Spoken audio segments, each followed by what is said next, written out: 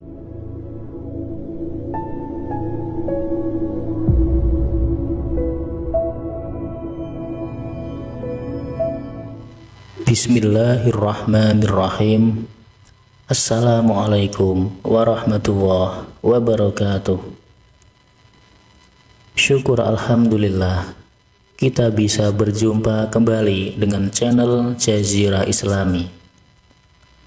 Harapan dan doa saya semoga saudaraku semuanya selalu diberikan nikmat berupa kesehatan dan dilancarkan rezekinya. Amin ya robbal alamin. Sahabat beriman yang dimuliakan Allah subhanahu wa ta'ala, sholat duha adalah sholat sunnah yang dikerjakan pada waktu saat naiknya matahari setinggi tombak sampai waktu zawal al-syam atau menjelang waktu zuhur tiba. Jumlah rakaat yang kita lakukan minimal 2 rakaat, boleh 4 rakaat, dan paling utama adalah 8 rakaat. Sholat duha sangat dianjurkan untuk dilaksanakan karena memiliki banyak keutamaan. Syekh Jainuddin Al-Malibari dalam kitab Fathul Mu'in halaman 254 menjelaskan sebagai berikut. Sholat duha disunahkan berdasarkan firman Allah yang artinya bertasbih bersama di waktu sore dan pagi. Ibnu Abbas menafsirkan lafaz-lafaz Isra adalah sholat duha. Imam Bukhari Muslim meriwayatkan hadis dari Abu Hurairah yang mengatakan bahwa Rasulullah Shallallahu Alaihi Wasallam pernah berwasiat 3 hal kepadaku: puasa 3 hari setiap bulan, sholat duha 2 rakaat, dan sholat witir sebelum tidur. Lalu keistimewaan apakah yang akan kita dapat jika kita istiqomahkan melaksanakan sholat duha di pagi hari? Yaitu yang pertama, sholat duha kita sebagai sedekah. Yang dimaksud dengan sedekah ini bukan berupa harta, namun berupa amalan yang mendekatkan diri kepada Allah Subhanahu wa ta'ala. Kemudian yang kedua, bahwa orang yang membiasakan sholat duha, dosa-dosanya akan diampuni oleh Allah Subhanahu wa ta'ala.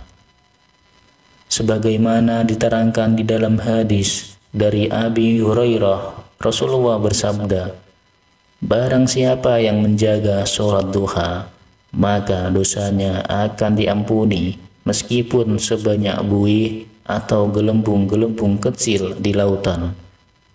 Hadis riwayat Ibnu Majah. Yang ketiga, Allah Subhanahu wa ta'ala akan memberikan kecukupan rezeki dalam kebutuhan sehari-hari, baik berupa materi maupun non-materi. Keutamaan ini diterangkan dalam hadis Qudsi yang kualitas sanadnya sahih menurut Imam Asy-Syafi'i. Allah Subhanahu wa ta'ala berfirman, wahai anak Adam, sungguh jangan kamu meninggalkan 4 rakaat di awal siang, maka aku akan cukupkan di akhir siangnya. Dan zikir apakah yang wajib kita baca setelah melaksanakan sholat duha agar rezeki kita dimudahkan dan dilancarkan, juga dikeluarkan oleh Allah Subhanahu wa ta'ala, dan segala permasalahan yang kita hadapi dimudahkan dan diringankan serta mendapatkan pertolongan dari Allah Subhanahu wa ta'ala. Yaitu yang pertama, membaca kalimat zikir istighfar. Astaghfirullahaladzim, astaghfirullahaladzim, astaghfirullahaladzim, dibaca sebanyak 33 kali. Sebelum kita berdoa kepada Allah, awali dengan membaca kalimat istighfar agar dosa-dosa kita diampuni, taubatan kita diterima oleh Allah, karena segala doa kita, hajat kita, agar dikabulkan kuncinya adalah dosa-dosa kita diterima oleh Allah Subhanahu wa Ta'ala. Yang kedua, zikir yang kedua yaitu membaca kalimat zikir La ilaha illa anta subhanaka inni kuntu minadz dzalimin. Dibaca sebanyak 33 kali. Zikir ini adalah zikir memohon pertolongan kepada Allah Subhanahu wa Ta'ala. Barang siapa yang membaca kalimat zikir ini, maka apapun, segala kesusahan, kesulitan apa saja yang kita hadapi akan dapat dan pertolongan dari Allah Subhanahu wa Ta'ala. Zikir yang ketiga atau yang terakhir yaitu membaca zikir Ya Hayyu Ya Qayyum.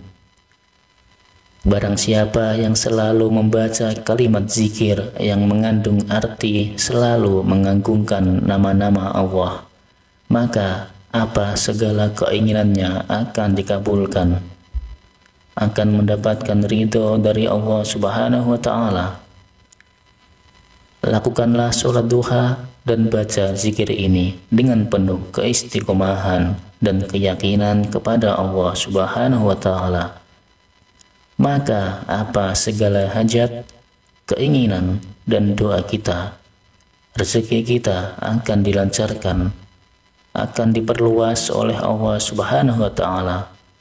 Dan tak lupa juga saya doakan selalu yang sudah menonton video ini, yang sudah membagikan video ini dan mensubscribe channel ini. Saya doakan semoga selalu diberikan barokah umur oleh Allah Subhanahu wa Ta'ala, diberikan barokah sehat, dimudahkan dan dilancarkan rezekinya, dan yang terakhir, apa yang menjadi hajat dan keinginannya agar segera dikabulkan oleh Allah Subhanahu wa Ta'ala. Amin, amin, ya Rabbal Alamin. Semoga bermanfaat amalan yang saya berikan dan menjadikan perantara agar lebih dekat dengan Allah Subhanahu wa Ta'ala. Izinkan saya memohon maaf bila ada salah dalam penyampaian kata-kata. Sekian, wassalamualaikum warahmatullahi wabarakatuh.